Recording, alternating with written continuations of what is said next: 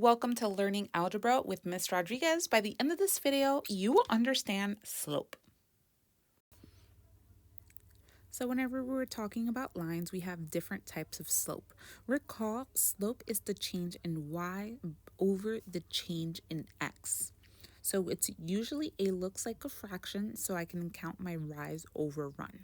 So in my first example, I have this vertical line. So this means that I am rising because I keep counting up and up, but there is no run because I am not going left or right. So there is a rise, there is a number, but there is no run.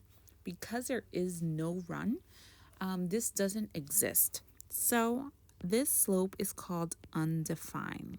And you can kind of think about this as slope is what you would see when you're going up or down a hill or you're staying flat. You would never try to drive your car vertically in this way, so it's undefined, not possible. In my next example, I have a horizontal line. So this means I'm not changing my rise. So I am just running. There is no rise. There is nothing going up, nothing coming down. So this means it's 0. I am staying flat. I don't need to go up nor down a hill. Then I have this green line. As I see, I'm counting up. So my rise, if I were to count, I am counting my rise and I am counting a run. So I am going up and right all the time.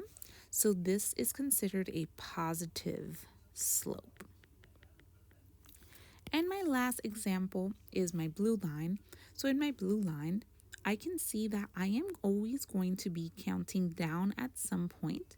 So I can see I'm going down and then right to get to my line, or I am counting up and going left. So the fact that I'm going left or down at some point makes this a negative slope. So you can always think of this as going up or down a hill. So if I were to imagine a person, I can say I have a little person and we read from left to right.